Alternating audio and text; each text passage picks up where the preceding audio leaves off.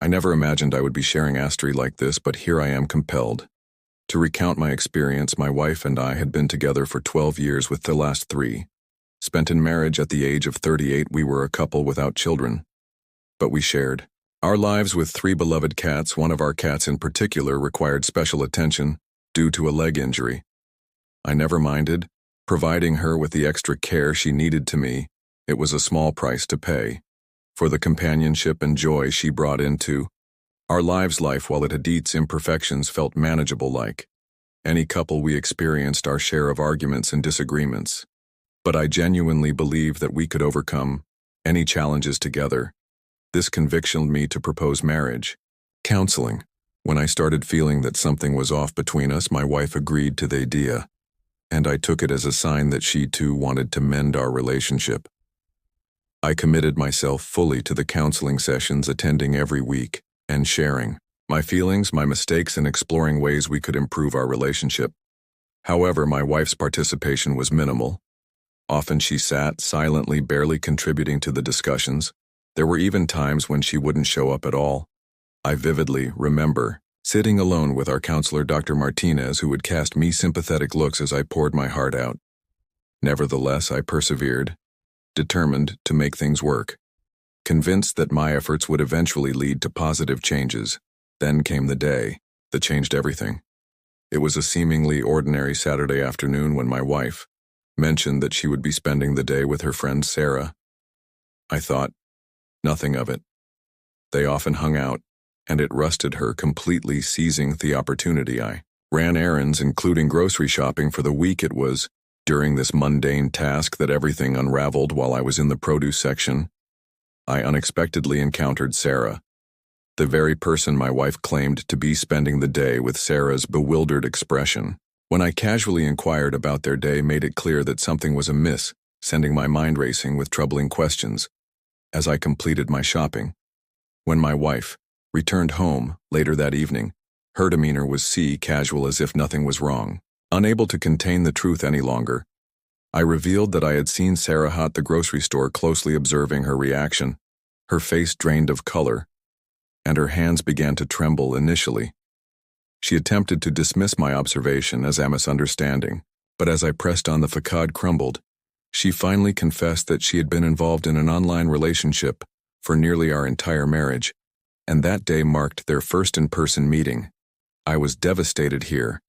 I was pouring my heart and soul into saving our marriage through counseling, while she was nurturing a connection with someone else in secret. All those times she was absorbed in her phone or laptop suddenly made sense, and it felt like the ground had been pulled from beneath my feet. Despite my better judgment, when she pleaded for another chance, claiming we were best friends and that she couldn't bear to lose me, I relented. We were already in counseling, she insisted, and promised to truly try. This time I wanted to believe her, but just 3 days later I caught her texting him again. When I confronted her, she insisted that they were merely friends and needed to take things slow. That was the breaking point for me. I declared that it was over. No more chances, no more lies. As soon as I uttered those words, it was as if a switch flipped. Her tears and pleading ceased abruptly, and she simply stated fine before moving out to her parents' home the following day. Thankfully, we were renting, so we didn't have to navigate the complexities of selling a house. Amidst this emotional turmoil, our cat struggled initially, searching for her and waiting by the door for her return. I did my best to provide them with extra attention and maintain their routine, knowing that animals are sensitive to shifts in their environment. After her depart, Archer, her belongings sat in boxes occupying space in my living room. Each time I glanced at them, I felt a wave of nausea wash over me. I repeatedly asked her to collect her things, messaging her almost daily, but she always had an excuse. After 3 weeks of this back and forth, I'd had enough. I loaded her possessions into my car and drove to her parents' house, a place where I had always felt welcomed. They'd treated me including me in family events, and remember my birthday with thoughtful gestures. When I arrived at the boxes, they seemed pleased to see me, which made what happened next even more difficult to bear. "We're so sorry about the divorce," her mother said with acid smile. "Sometimes love just fades away." Confused, I asked what my wife had told them about our separation. Her mother's response revealed that my wife had spun a tale of us growing apart and desiring different things in life completely, omitting the truth about her infidelity, feeling a sense of responsibility. I felt compelled to share the reality of the situation. I informed them about the online relationship, the deception and/or failed counseling efforts. I even offered to provide proof if they were skeptical with screenshots of messages, dates, and times. Their reactions were a mix of disbelief and shock. Her father sank heavily into his chair while her mother began to cry repeatedly, expressing disbelief, insisting they hadn't raised her to behave in such a deceitful manner. While I felt sympathy for them, I believe they deserved to know the truth about their daughter through mutual friends. I later discovered that her parents confronted her about what I'd revealed. Initially, she denied everything, but when they mentioned my evidence, the facade crumbled, and she admitted to her actions. Their reaction was unexpected. They told her she had 30 days to find another place to live, refusing to allow her to stay with them after her deceit was laid bare. A few days later, her mother called to apologize, saying, "We didn't raise her to be dishonest." I reassured her that they were not to blame for their adult daughter's choices. That's when my wife, now my ex-wife, truly lost it. She inundated me with angry messages, hurling insults and claiming that I had ruined her life. She even had the audacity to ask if she could move back into our former home until she found another place, stating she might end up homeless. I replied with a single message, suggesting she stay with her online boyfriend who seemed to care so much for her. After that, I blocked her number in email, wanting no further communication, unless it was through lawyers. Regarding the divorce, healing from this experience has been the most challenging endeavor of my life. Some days are easier than others. I have supportive friends and family who try to help, but unless one has gone through something similar, they can't truly comprehend the pain of betrayal. Nonetheless, having people around who care about me has been beneficial. I began seeing a therapist for my own well-being. No more couples counseling this time. I also started taking better care of myself, making it a routine to take long walks in a nearby park every Sunday. Sometimes bringing a book to read. It feels peaceful and restorative. Fast forward 6 months. Since everything fell apart, I'm gradually doing better, though I won't claim it's been easy. The cats have adapted to their new routine, and even the one with the injured leg seems more settled. I sometimes ponder how animals may understand more than we assume. From what I gather through mutual acquaintances, my ex-wife is still in flux, moving from place to place. She found an apartment, but it won't be ready for another month, so she's been couch surfing with friends to avoid hotel costs.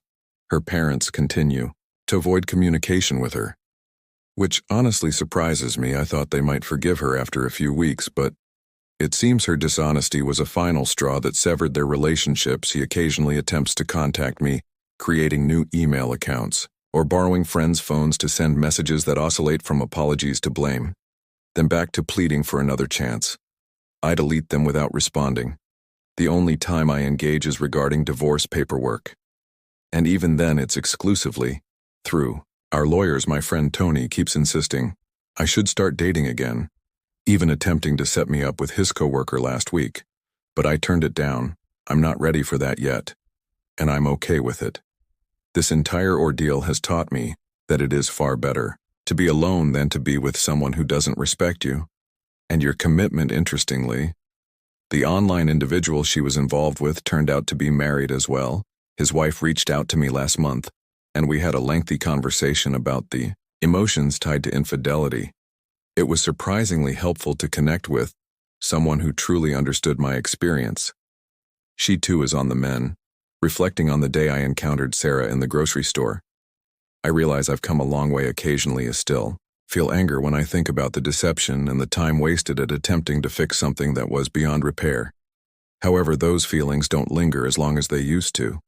My therapist reminds me that healing is not a linear process. There will be both good days and bad days, and that's entirely normal. What matters is that the good days are beginning to outnumber the bad. I'm focusing on activities I had previously neglected. I joined a local book club, improved my cooking skills, and even adopted another cat from the shelter last week. Recently, I ran into my ex-mother-in-law at the store. We had a pleasant conversation. She expressed that they miss having me as part of their family, but understood my need to move on. She mentioned they still hope. Their daughter learns from her mistakes, but they're not holding their breath. Betrayal doesn't just fracture trust in one person, it casts out on every relationship, every friendship, and every casual interaction. It compels you to seek out deception everywhere. Where nevertheless, I'm learning that not everyone is like my ex-wife. Most people are honest, and the majority are good at heart. I'm uncertain about what the future holds, but for the first time in a long while, I'm okay with that. I'm taking life one day at a time. The pain isn't entirely gone, but it feels different now, more like a chronic ache than an open wound.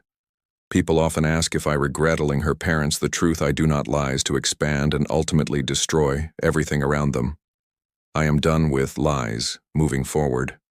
I choose honesty, even when it's difficult and painful, as for our online partner. He may think he's found something special, but all he's gained is someone who lacks understanding of love and loyalty. Meanwhile, I'm in the process of rebuilding my life one day at a time. It may not be perfect, but it's genuine, and that is all I desire now.